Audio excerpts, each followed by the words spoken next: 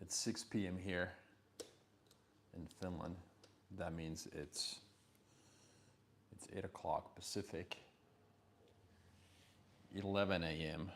East Coast time, and depending on where you are in Asia Pacific, you're obviously several hours ahead of me. I'm here in the office. I actually had my first Instagram live this morning, and as you can probably see, I've become pretty active with this stuff because I like it. I'm part of what they say is selected group of people who participate in this YouTube vertical live boot camp. And I kind of, people have talked to me about doing lives for a long time, and I guess the timing wasn't right. And now I've been doing them every day. On many days, twice a day. Hopefully my microphone is in the right spot. Maybe I'll lift it up a little bit. So I started this 4 days ago, 3 days ago. What day is today? Sunday evening here. So I started Thursday night, right? So that's Friday, Saturday. 3 days ago, exactly. And it's been super fun. And I don't really have any script or agenda for these. I just start the live and take you guys behind the scenes if anybody's interested. Of course, if nobody is, then I'll stop doing it. But I'm hoping that in the long term, this might actually add some value. So what I'm doing here now, in the morning in my live session, I mentioned that today's signal, meaning what's relevant for today, was 3 things. So starting roughly 10 o'clock, I hit the gym. I did my training, which is something I never deviate from unless I'm injured or sick. And then number 2, family is always number 1. My daughter had her knee rehab session with the physical therapist in the afternoon, and then I've been working on my video sales letter. Well, actually somebody else is working on that for me, but there's some behind the scenes stuff that I have to do. I also uploaded a new YouTube video today on my website or on my channel. Go take a look at it. It's about what is it about? It's about rentals. I should obviously know. Here's the title. What is the title? Videos. The simple process I use to pick great tenants. So anybody who's interested in real estate, who wants to make sure that you have people who pay on time and never wreck your property, are reliable and trustworthy, check it out. It's super simple, 3 steps. I did that. And then I actually came to the office to print out my script for the VSL, meaning the video sales letter. That's going to be for my landing page, actually, which was already updated. And so I came here to see if the office is not too hot for recording, and it's actually not too bad. I was able to open the windows, so it has cooled down a little bit outside. But I think I'm going to push back my recording session to tomorrow. But what I'm going to do now is that I'm going to show you what I do with any new video that I record. So how I prepare, what I do, I tape the stuff on the wall and I practice and prep, and then I start recording. I don't memorize anything. I don't have a teleprompter. I don't believe in that stuff. I want to improvise a little bit, keep the flow going, so to say. But so here, these are A3 size posters that I will tape on the wall, and then go from there and kind of try to make sure I'm ready whenever I start recording. So this is like a 3 or 4 minute, it's kind of like a landing page, sales funnel, whatever you will call it, video sales letter that I'm going to record. The landing page is already up and running, so if you go to my website, it's erkkasuvanto.com, ERKKASUVANTO.com. You should be able to see the new landing page. But anyhow, so if anybody's interested, just use if useful. I have a bunch of free one-on-one strategy sessions there that you don't have to pay anything. If you think my stuff is useful, whether it's business related, real estate related, or life overall, just hop in on a call with me, and like I said, no obligations, just on your part. I'm happy to help if there's anything I can do. But anyhow, the other thing I was doing today is that I have this hobby. I have a podcast with another friend of mine. here in Finland. He's Finnish, so we speak Finnish. So obviously you guys are an international audience, so you probably don't understand a word what I'm saying. But it's just a funny thing that we do. Well, I shouldn't say it's funny. It's fun. It's not comedy. I'm not a comedian. I'm not a comedian. But it's something we do. We started a year ago. We have probably recorded an episode every 2 weeks or so. So I would say that probably 25 to 30 over the last year. It's been super fun. I enjoy it a lot actually. And so we started that, and today I'm going to show it to you. We actually interviewed this guy who's an ex-hockey player, and he just switched into coaching. He's probably the youngest head coach in the national league here, hockey league here in Finland. Not national, not NHL, but the local professional league here in Finland. Hockey is a big thing, obviously, in northern countries in Scandinavia, Sweden, Finland especially. And anyhow, we interviewed him. He's a character. He's a nice guy.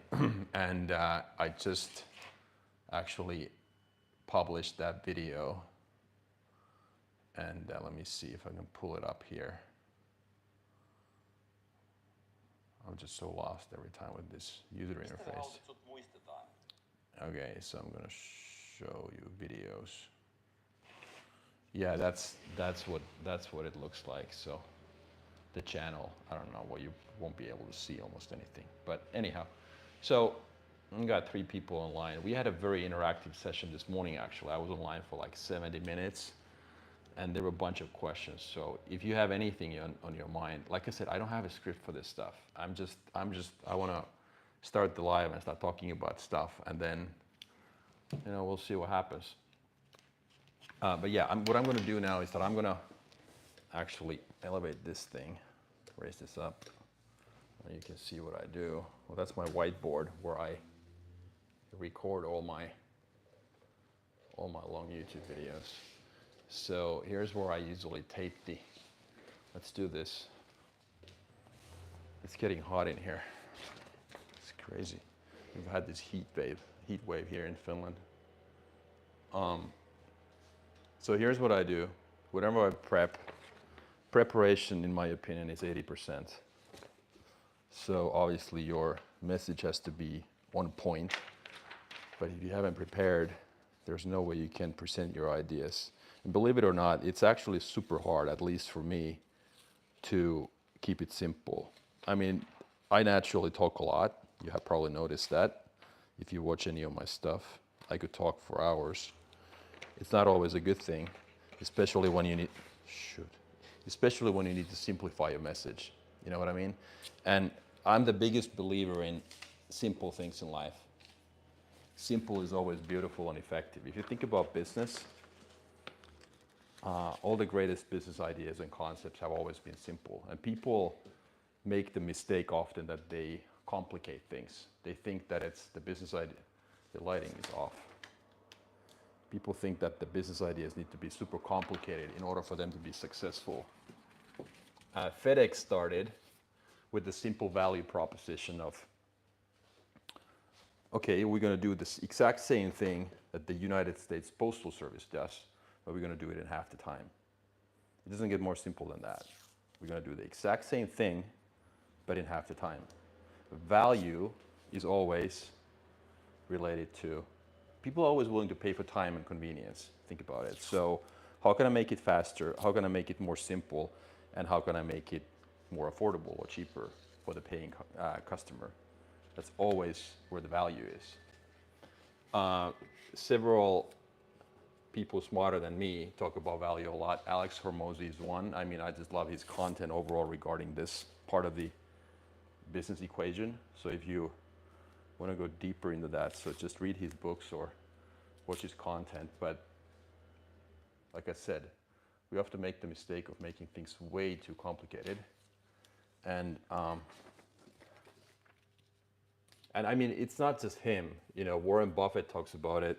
Charlie Munger used to say that simple at scale is hard, but hard at scale is impossible. Meaning, Everything, no matter how simple your business idea in the beginning is, it always gets complicated when you scale it up, when you do more volume, so to say. But imagine having a complex business idea in the beginning. It becomes impossible to manage when you scale it up. That's what that means. So always ask yourself, how can I dumb it down? How can I talk to my audience like they were third graders or sixth graders? Not to say that they're dumb in any way, quite the opposite. But how can I make sure that my message is simple? Ask yourself this. Imagine going back to school and then your teacher gives you an assignment. I don't know, pick a topic. I'm assuming most of you guys are from North America. So let's say, okay, you live in California. You're like, okay, your teacher's giving you an assignment to write an essay about another state, and you pick Florida, okay? So you're supposed to talk about the history of that state, okay? What do? Your first reaction is probably to make it pretty long and cover all the topics and whatnot, so it becomes kind of complex, so maybe it's 4 pages long. Then the teacher comes back to you and says, okay, good. Let's say your name is Jack. Jack, great job. Now, I want you to cut 50%, okay? Imagine how much harder it gets. Okay, you have to figure out what's really important, and then say that in 2 pages versus 4. Okay, then you have 2 pages. Then the teacher comes back. Okay, great job, Jack, but still, it's not good enough. I need you to summarize it so that I just get a 1-pager back from you. So cut it down from 2 to 1. Imagine how much harder it gets. You really need to think which one of this stuff, all these dates and all the data points and whatnot are really, really important. That's how I like to look at business. I'm the biggest fan of simplicity because I think simple is hard. Everybody wants to complicate things. Okay, I'm ready. So 2, 4, 7, 6.5 pages. This is my next script. I'm probably going to record it here, or then just sitting here where my desk is. Probably maybe sitting down because it looks too school-like if I'm always in front of the whiteboard. Yeah, so that's what I'm gonna do. So I'm gonna prep today, right now, for this. I really haven't had the chance to concentrate. It's hard for me. I'm restless by nature, by default. But yeah, anyhow, so I need to prep. I need to record the VSL and then make sure that my content guy who does my editing, he also puts together my high-level roadmap, my calendar, my 30-day plan for the content. He gets to plug that in and do it. Other than that, we're going to see how it goes. I've talked about vanity metrics quite a bit, and I think it's a good topic now here to cover that briefly too on a Sunday evening. Vanity metrics are what people look at.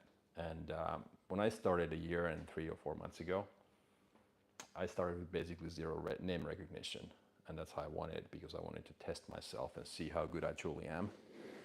And obviously nobody knew me. I was now Jeff Bezos or Elon Musk, meaning I had not had a 9-figure exit or a 10-figure exit, so that people could read about me on the newspaper or whatnot. So I was just the guy behind the scenes always. And now, so in the beginning I was super surprised. I told myself that it's going to take probably 5 years for me to get anything going, because it's a very competitive landscape. And like I said, I have zero name recognition, and I wasn't even sure if I was good enough. I still am. I mean, the jury's still out. We'll see if anybody wants to. If anybody wants to pay. Well, I have paying clients, but obviously I have more ambitious goals. But anyhow, so I was surprised that I was able to grow my channel quite quickly in the beginning, up to like 30,000 subscribers. Not that it really matters, but just to give you guys an idea.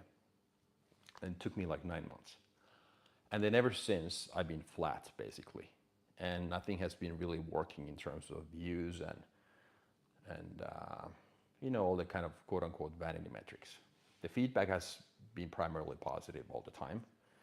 But so then I started thinking about my content and I was like, okay, so I'm not specific enough, because one of the business concepts that I also believe in is to make sure that I start with a very narrow niche scope in the beginning, because I don't want to boil the ocean. I want to be seen as the guy who is like the perfect fit for those who need my kind of services or who need my knowledge, okay? And the only way to get there is to narrow your scope and not just like widen it, which seems to be the case with most people. Like, how can I create this one size fits all type of a service or product? Okay, I'm the opposite. And then nothing has been really working. And then that's when I made a decision that, okay, I actually want to go back to my biggest core competence, which has been my 20 plus year career in real estate. So I started repositioning my channel, and that's what I've been doing now the last couple of weeks. So I'm actually, speaking of vanity metrics, expecting my vanity metrics to go down a little bit, and hopefully then I'll start getting maybe, I wouldn't call better subscribers, but people who are a better fit when it comes to what I truly know and can offer. And the vanity metrics are what they are, as long as I can create something meaningful out of this and actually provide value, because I'm just honestly, deep down, I want to help. And that's why I started doing this as well. So that's where I'm at with my, there's one comment. Hey, Erkka. Hey, how's it going? Hello, EJ. Hey, how's it going? Positive lifestyle. Happy Sunday, all. Okay. Yeah, happy Sunday. But anyhow, so it's been a fun ride, and like I said, it's super hot here in the office. But that's what I've been up to over the last couple of weeks, as far as repositioning my channel and making sure that the content is more spot on. And like I said, I don't mind the vanity metrics to be what they are short term, as long as there's maybe a better fit with content and the target audience.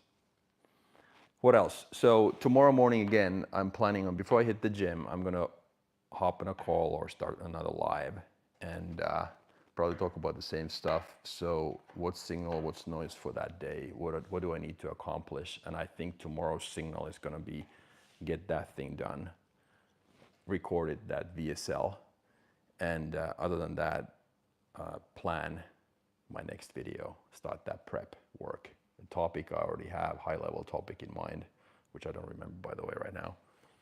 And next time I'm going to show you my 30-day calendar as well, as far as what content is going to come out. So it's a combination of 2 long videos per week, followed by shorts, and then obviously LinkedIn and all that stuff, those dedicated posts. And then these live sessions are a new thing. Like I said, I started 3 days ago, and this is going to continue.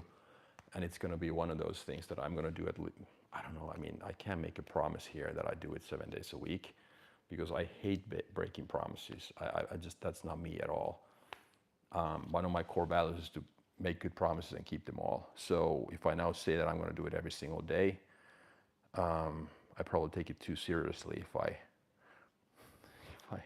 end up breaking that. It's not a promise. But anyhow, so I'll do my best to do one in the morning before my day starts, before I hit the gym or before I get going, and then one maybe around 5 p.m., 6 p.m. here, just to make sure that I can capture some of those people who are from different time zones. That's it. So any questions? Like I said, this morning session was super interactive, so there were a bunch of what I would call off-topic questions and answers. Well, not really off-topic. I guess this is the whole idea of doing these lives, that I can talk about something else too, and people can come behind the scenes. Well, I can show the office. I just moved into this. This is a crappy old building, and I have too much space here. There's a mirror there, and I've got a simple file cabinet.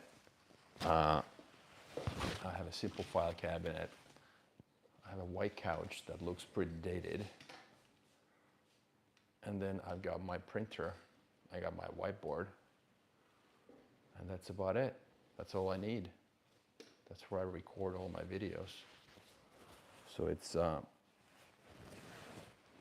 don't like the lighting. As you can see, it reflects pretty badly on You can see the glare on the whiteboard, but it is what it is. This is relatively cheap. The rent, I pay like $250 a month. This is maybe 450 square feet, 40 square meters.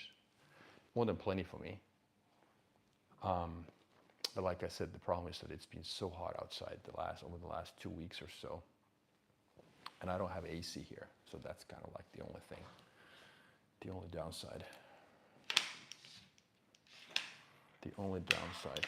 Yeah, and then the other thing I was thinking is that I think Tuesday or Wednesday I have a bunch of client meetings. So I think at least one of my clients, he already mentioned to me that he wouldn't mind if I had the live on when I talk to him simultaneously. So sometimes I might have to mute just to make sure that I don't reveal any private topics, but that could be another longer session that I just let the camera roll and give people a chance to contribute or chip in, so to say. Anyhow. Yeah, happy Sunday. Any questions, comments? What's the weather like over there, wherever you guys are? You don't have to say anything, that's okay, I completely understand. I probably wouldn't say anything either if a crazy looking guy like me was on the other side of the camera. Yeah, people say that I look like a mass murderer, but trust me, I'm not. So I might look scary, but I'm just soft deep down sometimes. It's great. So Germany is great, right?